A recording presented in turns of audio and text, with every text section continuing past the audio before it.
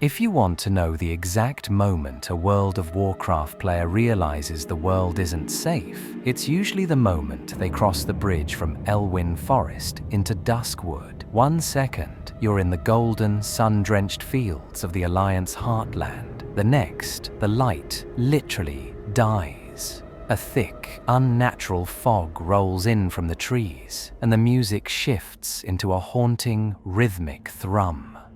You've left the kingdom of the living and entered a realm that belongs to the dead. Duskwood wasn't always this way. It used to be Brightwood, a lush, prosperous part of the kingdom of Stormwind. Today, we're going to talk about the series of tragedies that turned a paradise into a permanent graveyard.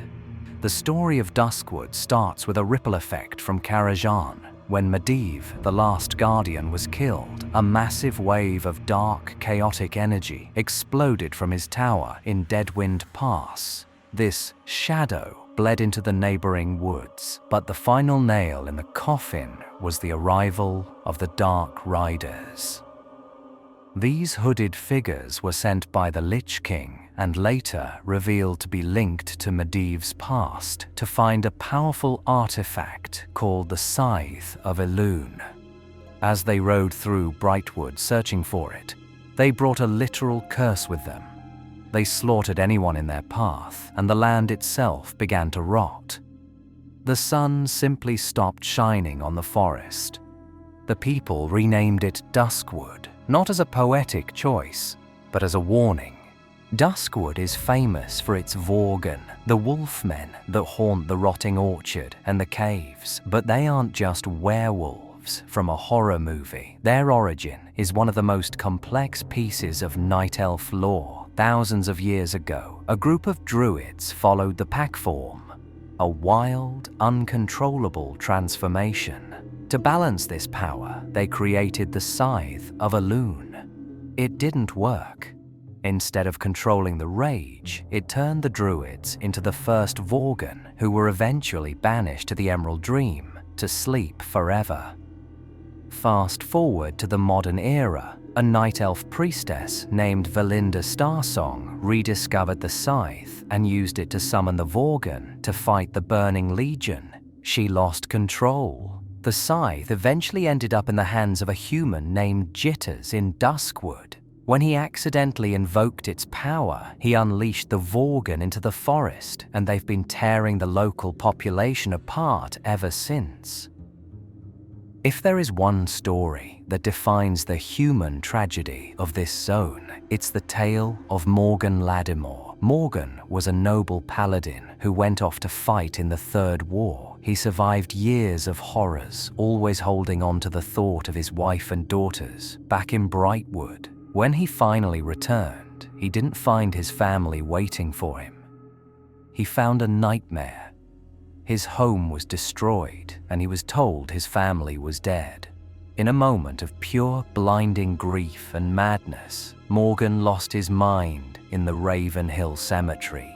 He killed several innocent people before taking his own life. But his spirit was so tortured, so heavy with unresolved guilt, that he rose as Morladim, a powerful, skeletal elite that patrols the cemetery. The quest to put him to rest is legendary. You eventually find out his daughter, Sarah, actually survived and is a member of the Night Watch in Darkshire. Giving her father's ring back to his restless spirit is one of the few moments of peace you get in this zone. But it's a cold, bitter peace. You can't talk about Duskwood without mentioning the Goldshire surprise of the north, Stitches. In the town of Darkshire, you meet a seemingly harmless blind old hermit named Abercrombie. He asks you to run errands for him, collecting thread, embalming fluid, and a letter. What you're actually doing is helping a madman build a massive abomination.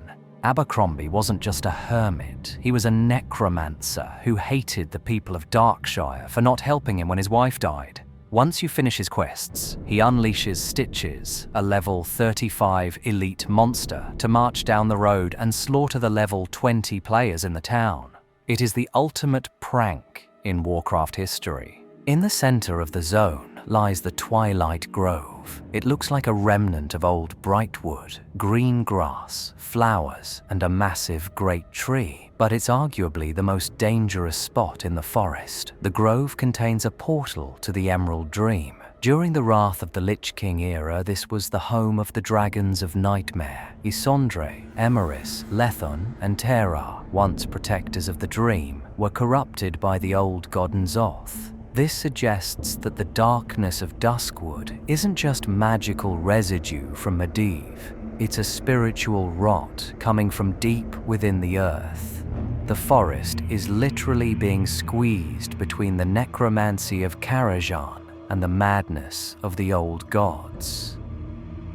Finally, we have the people of Darkshire. Unlike the soldiers in Stormwind, the Night Watch is a volunteer militia. They've been abandoned by the king. The Stormwind guards won't come this far south because they're too busy with the Defiers or the Orcs. The people of Darkshire are survivors. They live in a town where the candles never go out because they're afraid of what's in the shadows. They represent the grit of the human spirit, the idea that even when the world turns purple and the dead start walking, someone has to hold the line with a torch and a sword.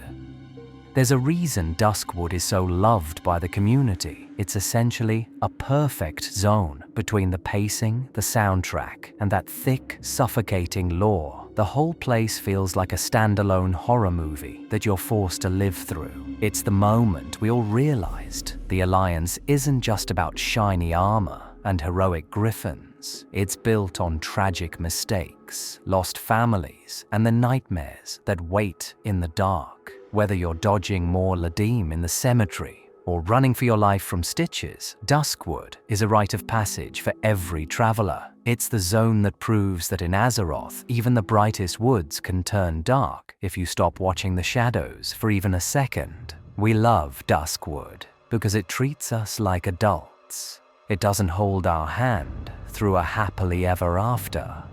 It shows us a town that has been abandoned by its king, a militia holding on to hope with nothing but rusty swords and dim torches, and a land that remembers its name was once Brightwood. When you finally leave and cross that bridge back into the sunlight of Elwyn or the red heat of Stranglethorn, you carry a piece of that darkness with you. You realize that the world in Warcraft is a place of deep, lingering scars. It's not just a map location. It's a core memory of what it feels like to be truly immersed in a world that doesn't just want to challenge you, but wants to tell you a story you'll never forget.